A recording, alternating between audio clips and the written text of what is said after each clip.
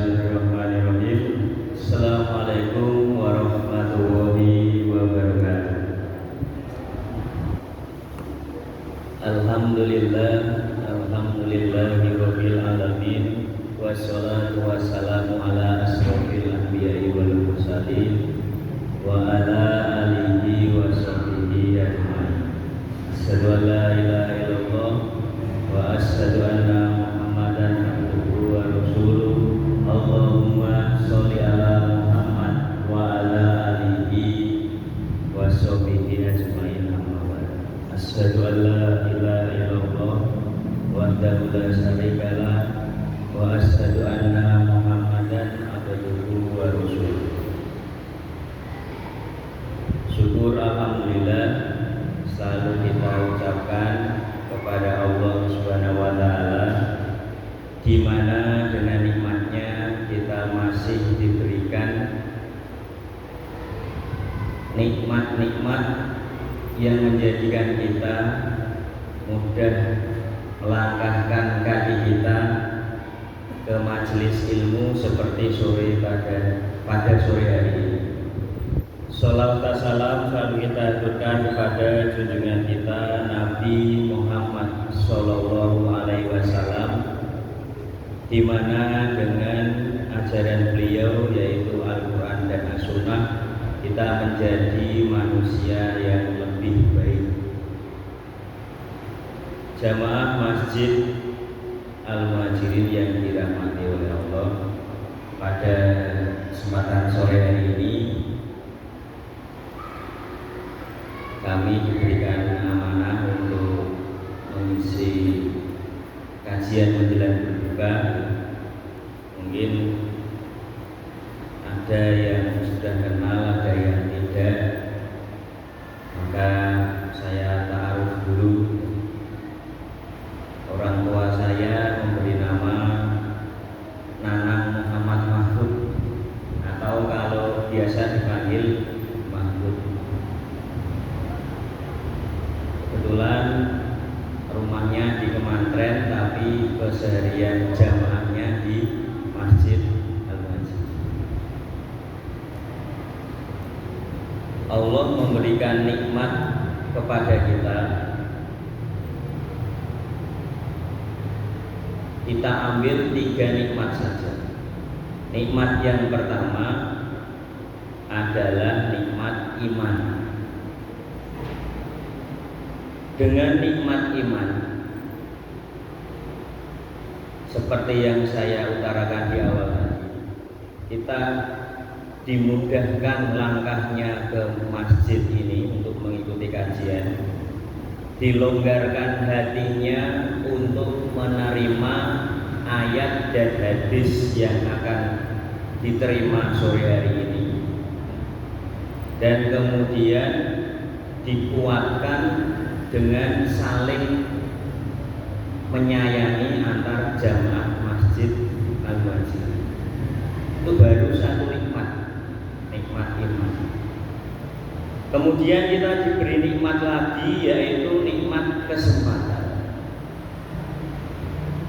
Dengan nikmat kesempatan atau nikmat waktu, kita harus bisa menggunakannya dengan baik. Kita tahu waktu ini tidak akan mundur, waktu ini tidak akan terulang lagi. Kelihatannya kemarin masih muda kan? Tapi seketika tidak terasa kita sekarang sudah memasuki masa keemasan atau masa tua. Itu membuktikan bahwa waktu itu tidak akan kembali lagi. Maka dengan waktu yang sudah diberikan oleh Allah, kita gunakan semaksimalnya untuk beribadah. Karena banyak juga yang sudah diberikan waktu luang, tapi mereka memilih menggunakan untuk hal yang bersifat duniawi. Apalagi Ramadan sekarang memasuki Ramadan terakhir, hari-hari terakhir. ini sudah terjadi perpindahan, ya.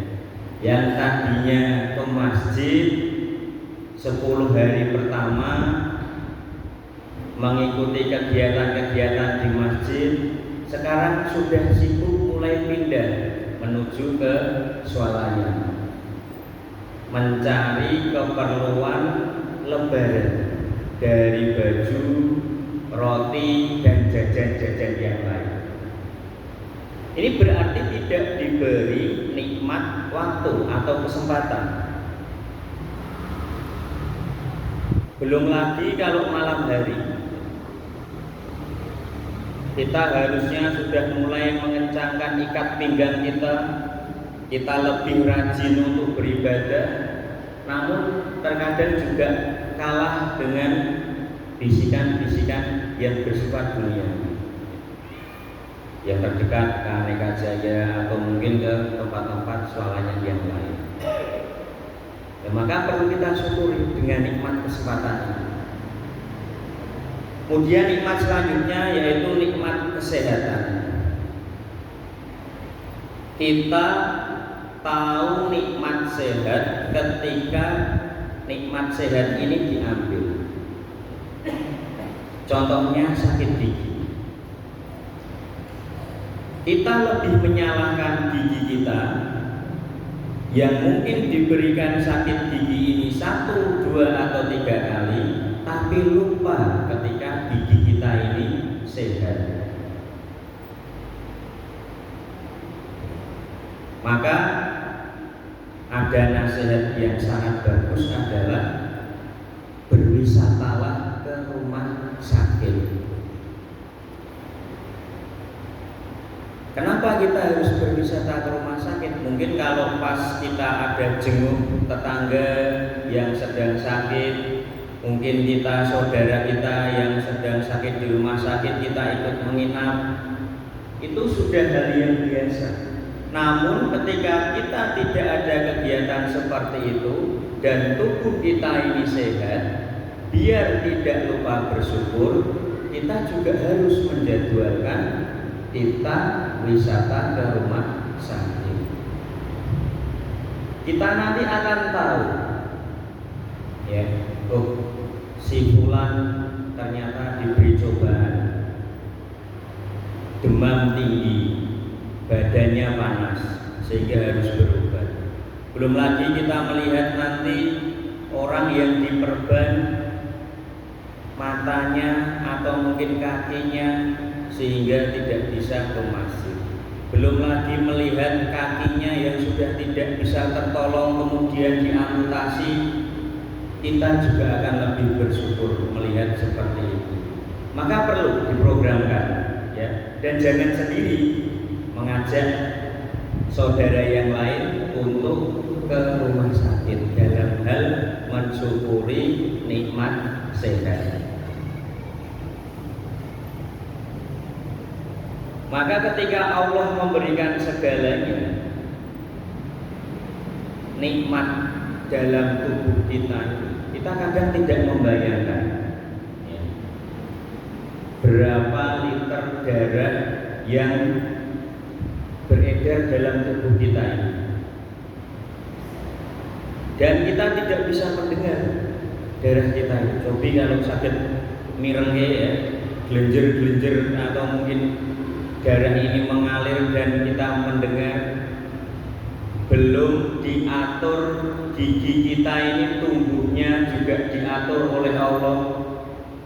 Bulu rambut hidung kita, rambut kita, coba kalau bulu hidung ini tumbuhnya lebih lebat dari yang lain, maka kita akan bingung.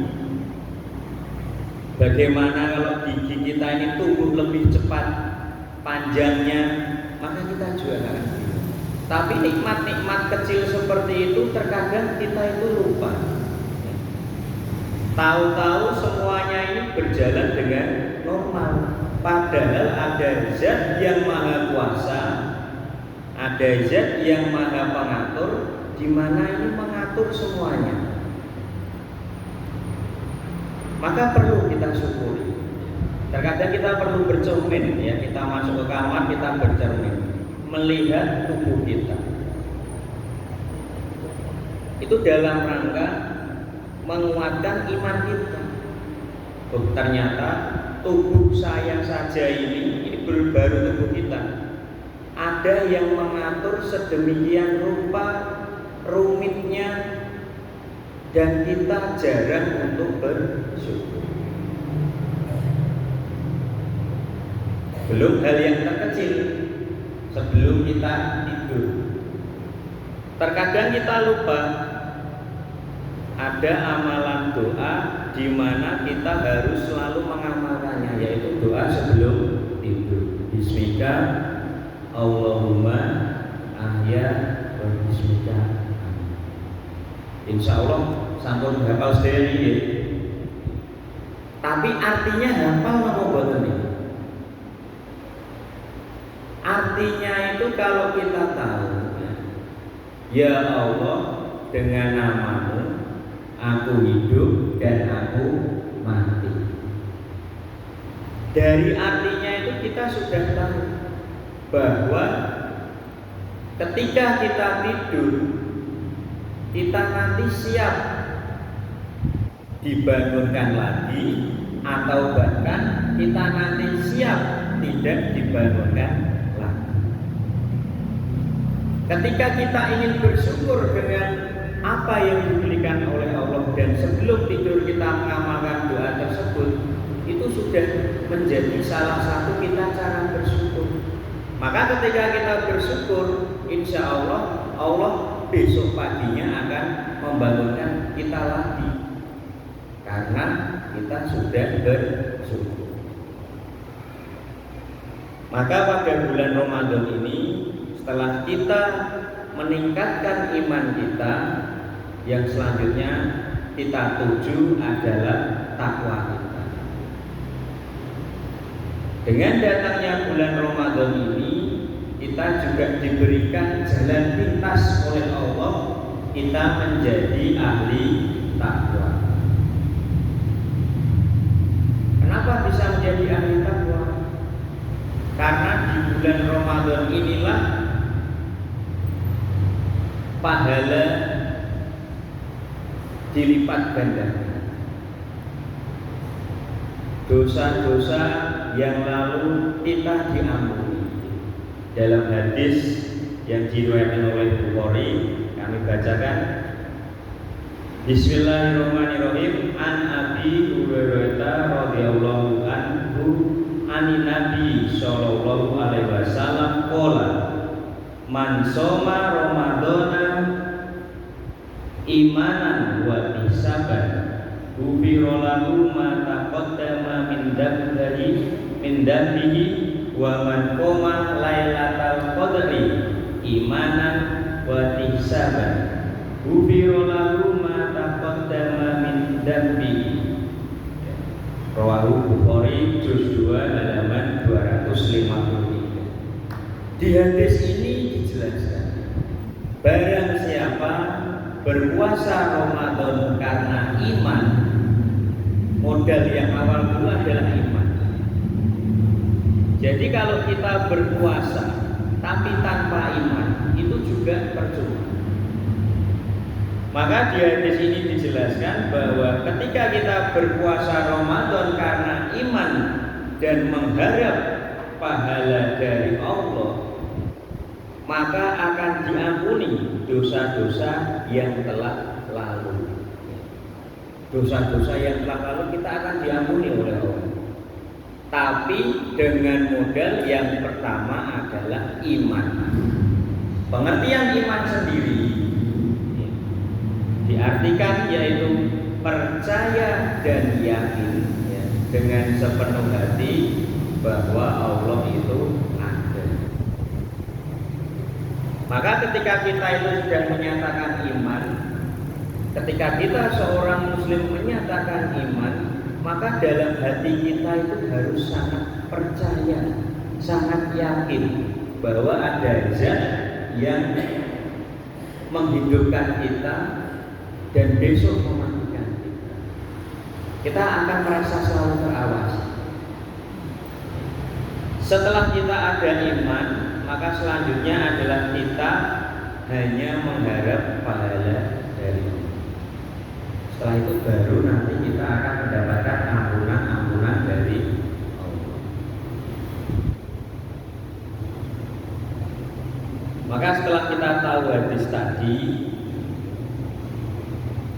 iman sudah kita dapat, kemudian kita menuju takwa. Takwa sendiri mendapat arti atau artinya adalah menjauhi segala larangannya dan menjalankan perintahnya.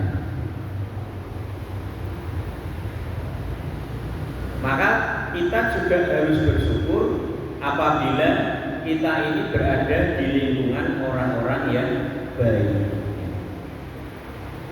Ada nasihat lagi, ketika kita dekat dengan penjual minyak wangi, maka kita akan ikut harum atau wangi dari minyak tersebut. Maksudnya seperti apa? Apabila kita ini seorang muslim, maka yang perlu kita pilih pertama adalah lingkungan kita. Kalau lingkungan kita berada di orang-orang yang selalu menuju ke dalam keimanan, kita nanti akan selalu diingatkan apabila kita menuju kepada hal-hal yang salah. Maka momen Ramadan ini banyak masjid-masjid, mushola mengadakan kegiatan-kegiatan yang mendekatkan diri kita kepada Allah. Itu dalam rangka mengingatkan kita bahwa apabila kita berbuat dosa, maka kembalinya hanya kepada Allah. Dan yang selanjutnya timbul pertanyaan, apa yang membuat kita menderita? Terkadang kita menderita itu karena dosa, karena maksiat yang kita perbuat sendiri. Karena dalam Al-Quran itu dijelaskan bahwa apa yang menimpa dirimu adalah perbuatanmu sendiri, dan apa yang terjadi dalam dirimu itu karena prasangka dalam dirimu sendiri. Maka agar kita bahagia dan tidak menderita, sebisa mungkin kita menjauhi maksiat dan sekuat mungkin mengurangi berbuat dosa.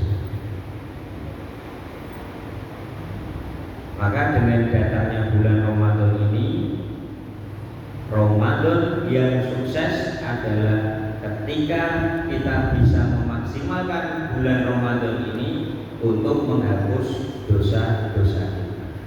Maka Allah Maha Penyayang. Dan kita tidak tahu apakah kita bisa menyelesaikan Ramadan ini atau tidak.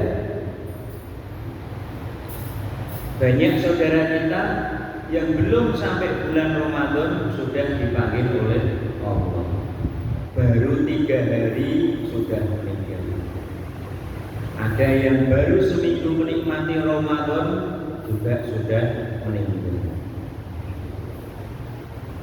Ini kita sudah menempuh 30 hari dan menuju 10 hari terakhir Ramadan. Kita juga harus punya motivasi tersendiri. Siapa tahu dan kita tidak tahu Allah nanti memanggil kita kapan. Apakah nanti kita bisa ikut sholat tarawih? Belum tentu. Tidak ada yang bisa menjamin kita hidup sampai bahkan nanti, ya. Tidak besok, tidak 1 bulan, tidak 1 tahun, bahkan nanti sampai tarawih pun kita tidak tahu. Maka ketika masih diberi nikmat hidup, kita maksimalkan untuk beribadah. Karena hakikatnya manusia itu diciptakan oleh Allah, salah satunya adalah untuk beribadah kepada Allah. Setelah iman, berikutnya kemudian takwa. Kemudian kita tahu tadi apa yang membuat kita menderita adalah dosa kita sendiri dan kita harus menjauhinya. Bagaimana kita tahu ciri-ciri orang yang bertakwa? Setelah iman, takwa, kemudian kita perlu tahu ciri-cirinya. Dalam Quran surat Al-Baqarah ya, ayat 2-5 yang mungkin sudah biasa kita dengar. Bismillahirrahmanirrahim. Dzalikal kitabul la raiba fihi hudal lil muttaqin. Petunjuk bagi orang yang bertakwa salah satunya adalah Al-Qur'an. Ciri yang pertama sebagai orang yang bertakwa adalah selalu dekat mempelajari Al-Qur'an. Kemudian yang kedua, alladzina yu'minuna bil ghaibi. Ciri yang kedua yaitu beriman kepada yang gaib. Di sini lebih terkhususnya yaitu kita beriman kepada Allah. Apabila kita beriman kepada Allah, ciri yang kedua dari orang bertakwa, kita ini akan selalu merasa diawasi. Kita saja contohnya dalam pekerjaan misalnya, kantornya ini dipasangi CCTV. Nah ini ya, seperti masjid kita ini ada CCTV. Kita saja akan melakukan hal-hal yang jelek itu berpikir. Misalkan masih pada sholat, kemudian ada niat sedikit dalam diri kita untuk yang sederhana, mengambil sandal. Ya, ini sandal saya sudah jelek, saya akan mengambil sandal yang bagus. Karena ada guyonan yang kurang bagus kan, ambillah yang bagus, tinggalkan yang jelek. Ya, guyonan yang salah. Nah ini ada niat sedikit ingin mengambil sandal, tapi ketika ada CCTV yang terpasang di pojok masjid, kita akan berpikir lagi. Itu baru CCTV yang buatan manusia. Apalagi kita sudah dipasangi CCTV dalam diri kita, malaikat di kanan dan di kiri kita yang sensitifnya melebihi CCTV buatan manusia. Maka kita harusnya dalam rangka beriman kepada Allah atau mengimani yang gaib, kita harusnya lebih berhati-hati lagi dalam berbuat. Maka tanamkan dalam pikiran kita, mikir dulu baru berbuat ya. Ampun berbuat dulu baru berpikir. Karena kalau kita berbuat dulu baru pikir, kita berbuat jelek dulu baru kemudian berpikir, itu sudah menjadi catatan amal jelek kita. Tapi karena ada iman dalam diri kita, beriman kepada Allah, kita harusnya mikir dulu, kita berbuat baik atau tidak. Kalau baik, laksanakan. Kalau jelek, berarti jangan dilaksanakan. Itu merupakan salah satu ciri orang bertakwa. Kemudian yang berikutnya, wa yuqimunas sholata, ya, mendirikan sholat. Kalau yang namanya mendirikan sholat ini berat, mudah diucapkan, berat dilaksanakan. Subuh saja, ketika hujan deras, subuh, cuaca dingin, kita mendengar suara adzan. kita akan mendirikan sholat. Ini juga hal yang sulit. Banyak yang kalah dengan rasa dinginnya, banyak yang kalah dengan dekapan setan, dengan selimutnya. Malah ini ada, ya, kalau berbicara tentang sholat, padahal ini ciri-ciri orang yang bertakwa. Kita kalau melihat di berita ada yang viral, sholat tarawih tercepat. Pinten menit itu? 8 menit. Dan itu malah viral, dan itu malah terkenal. Padahal ketika kita sholat, bentuk komunikasi kita dengan Allah. Di saat hambanya ini paling dekat dengan Allah, maka apabila tidak ada iman dalam hati kita, tidak ada ketakwaan yang kita tanamkan, maka sholat itu hanya menjadi rutinitas. Dan Allah Maha tahu, oh hambaku ini hanya sholat untuk menggugurkan kewajiban, tidak bisa menikmati. Padahal ketika kita Allahu Akbar, kita langsung berkomunikasi dengan Sang Pencipta. Ada doa-doa di situ, ada bentuk penghambaan kita, apalagi ketika sujud. Kita nikmati sujud kita, tidak malah seperti ayam yang sedang memantau makanannya. Jadi yang ngertos ayam sedang makan itu kan cepat, ya. Tuk tuk tuk tuk tuk tuk. Ya, jangan sampai seperti itu sujud kita.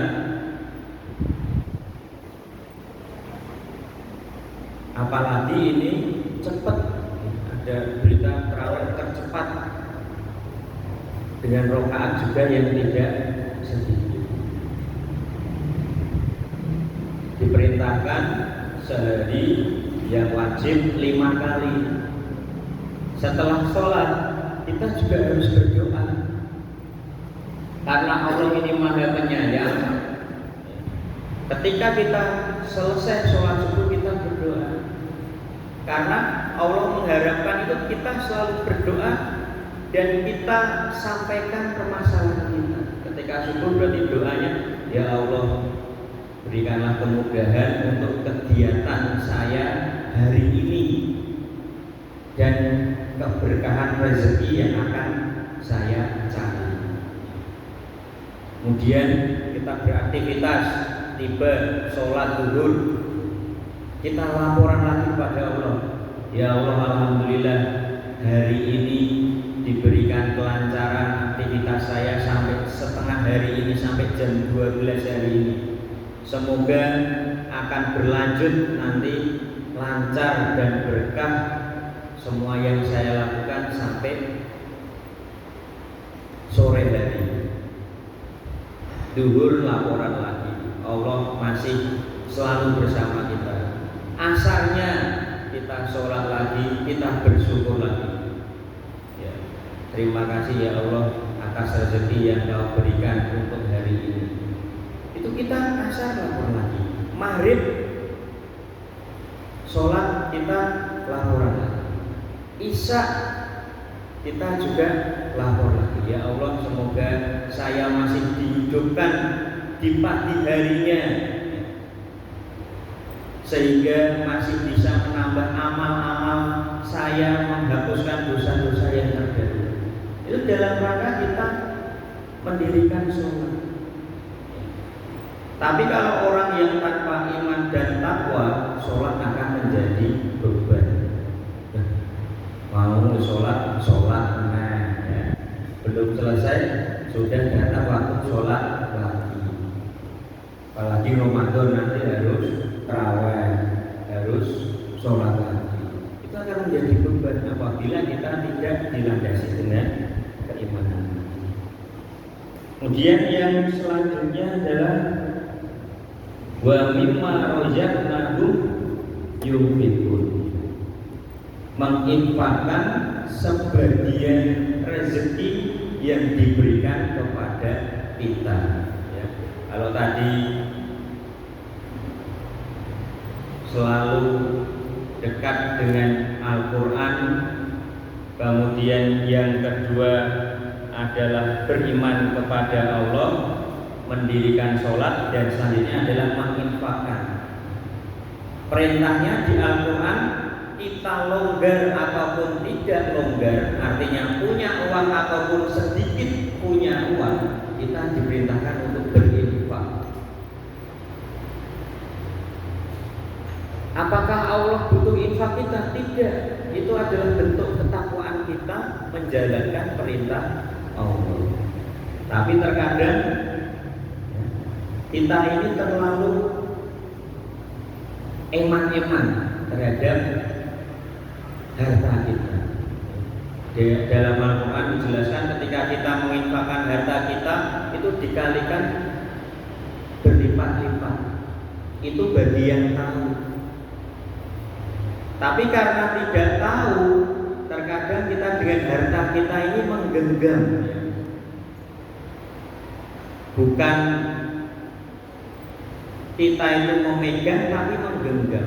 Kalau menggenggam, mesti akan eman-eman kalau berinfak. Kalau kita lihat, kalau pas Jumat itu terkadang ditutup-tutupi infaknya. Itu mesti sedikit biasanya ya. Tutupi yang rapat, tapi terkadang kalau tutupinya biasa, itu biasanya infaknya banyak. Terkadang malah kalau kita membuka dompet, kita ambil uang yang paling sedikit. Maka kita perlu berlatih. Kalau Jumat ini 2.000, Jumat besok 5.000, maka 2.000 nanti akan lupa. Tapi kalau kita 2.000 terus, kita tidak akan meningkatkan rasa infak kita, rasa amal kita, dan akan ingat terus infaknya 2.000, akan teringat terus. Kemudian ciri yang berikutnya adalah walladzina yu'minuna bima unzila ilaika wa ma unzila min qablik wa bil akhirati hum beriman kepada Al-Quran. Tadi sudah di awal, dan yang terakhir adalah beriman kepada hari akhir. Kiamat itu akan semakin dekat. Tidak mungkin kiamat itu akan semakin jauh. Tapi kita juga tidak tahu kapan kiamat itu akan terjadi. Maka kita juga perlu mempersiapkan. Dalam Al-Quran itu dijelaskan ketika kiamat itu terjadi, gunung-gunung meletus, hancur lebur, langit runtuh, seorang ibu yang menyusui pun akan meninggalkan bayinya. Itu karena dahsyatnya hari kiamat. Kita saja ada banjir, kita sudah takut. Ada gunung meletus, kita sudah was-was. Ada gempa bumi yang terjadi 2 minggu terakhir kemarin, kita sudah deg-degan, sudah lari. Terkadang saking bingungnya karena gempa, kita lari nabrak teman yang lain. Kita mau keluar ruangan, nanti tertimpa pohon. Kita mau keluar, tidak keluar, nanti tertimpa rumah. Ini sudah bingung. Belum besok terjadi kiamat yang sesungguhnya. Maka dengan 5 ciri orang bertakwa tadi, ya, dalam Quran surat Al-Baqarah tadi ayat 2-5, ya, lebih meningkatkan keimanan kita, terutama di bulan Ramadan ini. Dan kita juga harus punya target. Dengan datangnya bulan Ramadan dan kita berpuasa hanya karena Allah, beribadah karena Allah, maka semaksimal mungkin bisa menghapuskan dosa-dosa kita ya, yang terdahulu. Itu target kita. Seperti orang memanah. Kalau orang memanah itu tanpa target, ya tidak akan kena. Maka kita hidup, apalagi kita diberikan nikmat menjumpai bulan Ramadan, kita juga harus punya target. Memperbanyak amal ibadah kita, mengharap pahala hanya dari Allah, sehingga kita nanti selepas Ramadan kita menjadi manusia yang diampuni dosa-dosanya, hati kita menjadi tenang dan melanjutkan sisa-sisa umur kita ini dengan benar dan taat. Mungkin itu yang sedikit yang dapat kami sampaikan. Kurang lebihnya mohon maaf. Kalau ada kurangnya dari saya pribadi, kalau ada lebih